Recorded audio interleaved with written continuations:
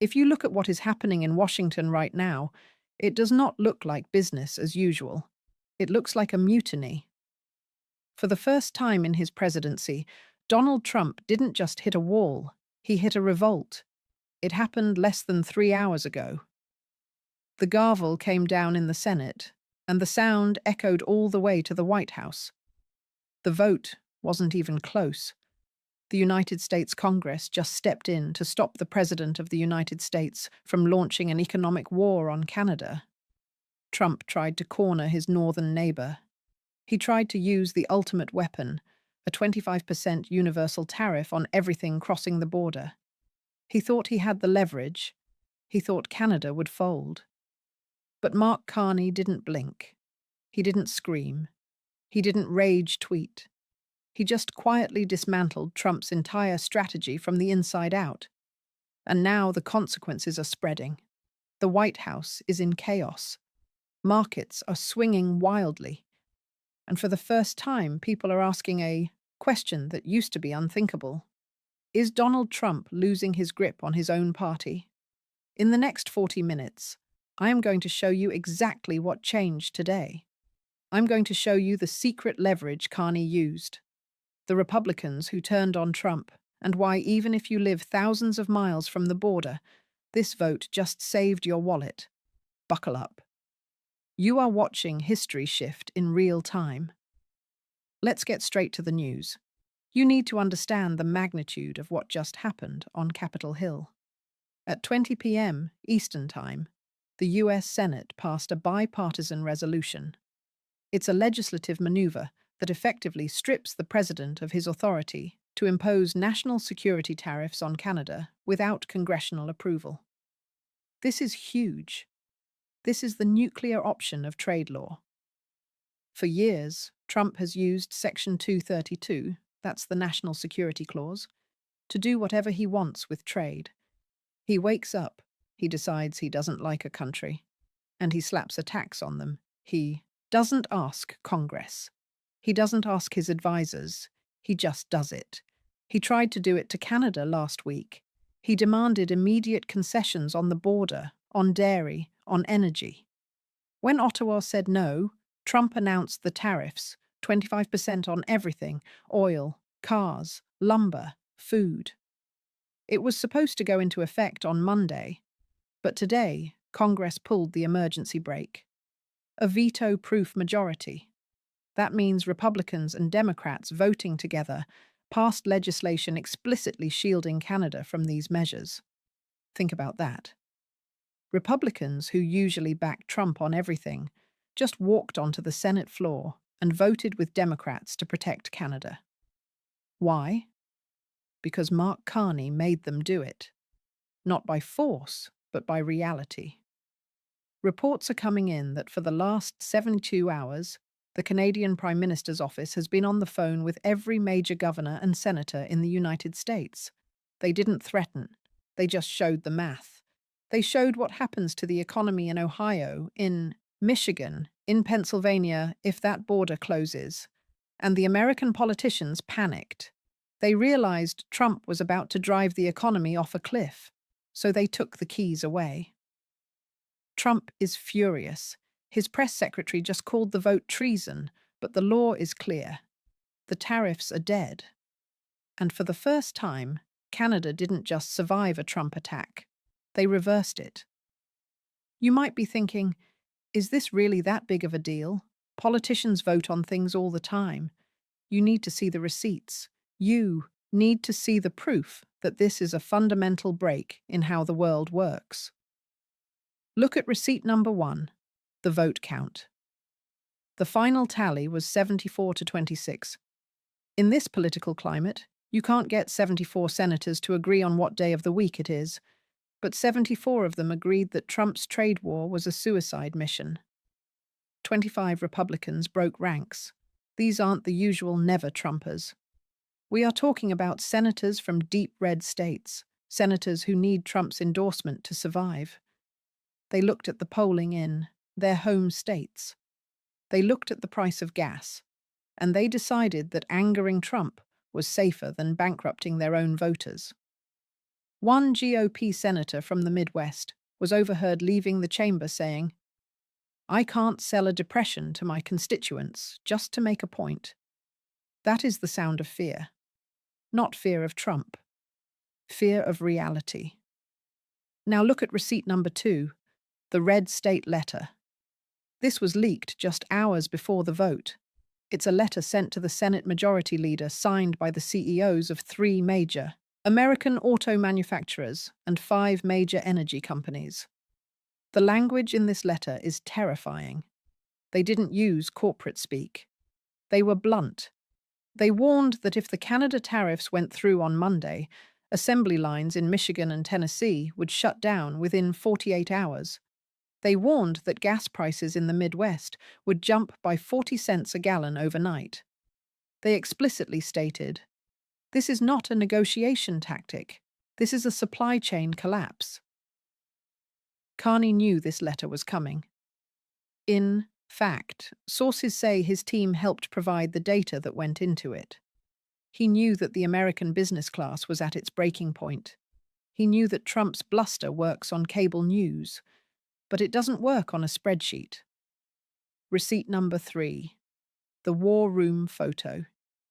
This image is going viral right now. It was taken yesterday in Ottawa. It shows Mark Carney sitting at a table with his trade ministers. Look at the table. It's covered in maps, not maps of Canada, maps of US congressional districts. They weren't planning a defense. They were targeting specific American voters. They identified exactly which US districts would be hit hardest by a trade war, districts that Trump needs to win in the midterms, and they made sure those representatives knew exactly what was coming. This wasn't diplomacy. This was political warfare, and Canada brought a sniper rifle while Trump was waving a shotgun. The cameras caught Carney leaving that meeting. A reporter asked him if he was worried about Trump's anger. Carney didn't even stop walking. He just adjusted his glasses and said, "The math works for us. I hope the president checks his work." That is confidence. That is a man who knows he holds the winning hand. So why is this happening now? Why is Donald Trump, the man who remade the Republican Party in his image, suddenly unable to whip votes in his own Senate? Because he is losing control of the narrative. For years, Trump's superpower was his unpredictability. He calls it the madman theory. If everyone thinks you're crazy enough to burn the house down, they'll give you whatever you want just to save the furniture. It worked with Mexico. It worked to some extent with NATO, but it isn't working with Canada, and it definitely isn't working with Mark Carney. Here is the trap Trump set for himself. He escalates with threats. He threatens tariffs. He threatens to close the border. He threatens to tear up the USMCA. Usually the other side panics. They fly to Mar-a-Lago. They kiss the ring. They offer a token concession, and Trump declares victory. But this time, the world responded with silence. When Trump threatened the 25% tariff, Carney didn't fly to Florida. He didn't beg. He simply released a list of US products that Canada would ban in retaliation. And he made sure that list included bourbon from Kentucky and electronics from Texas. He made it personal for the senators in those states. Trump tried to double down. He went on TV and said Canada was taking advantage of us. He tried to rally his base, but the base is feeling the pinch. Inflation is already ticking up. People are worried about their jobs. When Trump threatens a trade war with Canada, the country that buys more American goods than China, Japan, and the UK combined, voters don't see strength. They see risk. Trump is reactive. He is impulsive. He sees a headline he doesn't like, and he fires off a policy that shifts billions of dollars. The system is tired of it. The donors are tired of it. And today, the Senate proved that they are tired of it too. He is trapped by his own tactics. He pushed too hard, too fast against a partner that is too integrated into the American economy. He tried to cut off his own arm to prove he was tough. and the rest of the body finally said, "Stop. You are watching a president who has run out of moves." He screamed, "Jump." And for the first time in history, the Senate said, "No." Now let's talk about the man on the other side of this chessboard, Mark Carney. If Trump is fire, Carney is ice. You have to understand Carney's background to understand why he is winning this fight. He isn't a career politician in the traditional sense. He's a central banker. He ran the Bank of Canada. He ran the Bank of England. He deals in risk. He deals in systemic stability. He knows how the plumbing of the global economy works better than almost anyone alive. When Trump throws a tantrum, Carney looks at the bond market. Carney's strategy is completely different from what we are used to seeing. Most world leaders try to appease Trump, or they try to fight him with insults. Carney does neither. He uses leverage. He understood something very simple. The United States needs Canada just as much as Canada needs the United States, maybe more in certain sectors. He didn't fight like Trump fights. He didn't make this about ego. He made it about systems. He built a coalition. He didn't just talk to the White House. He bypassed the White House. He went directly to the governors. He went directly to the CEOs. He went directly to the union leaders. He essentially said, "The president is about to hurt you. Here is the data. Here is the plan to stop him. I can help you if you help me." It's a level of sophistication that Washington wasn't ready for. They are used to Canadian prime ministers who come down and ask nicely for permission. Carney came down and explained how the machine works. He turns pressure into leverage. Every time Trump threatened a tariff, Carney used it as proof that the US was an unreliable partner. He used it to sign new deals with Europe and Asia. He used it to convince American companies to move operations north for stability. The theme here is sovereignty. Carney has framed this not as a trade dispute, but as a defense of Canada's right to exist.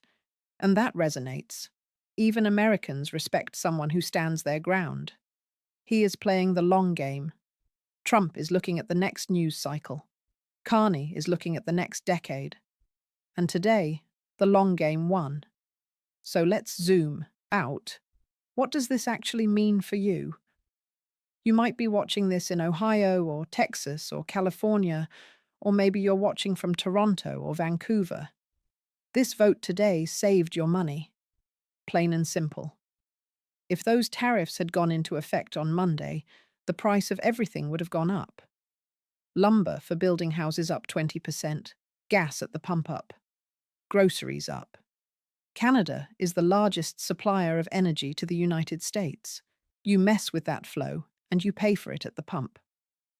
But beyond the prices, this signals a massive shift in global leadership. For 70 years, the US has been the leader, the indispensable nation. But when the US president acts like a bully and the US Congress has to step in to stop him, it shows a crack in the armor. It shows that the world doesn't trust American leadership right now. They trust American markets, maybe, but they don't trust the White House. Canada just proved that you can say no to America and win. That is a dangerous lesson for the rest of the world to learn. If Canada can do it, why not Europe? Why not China? Trump wanted to show strength.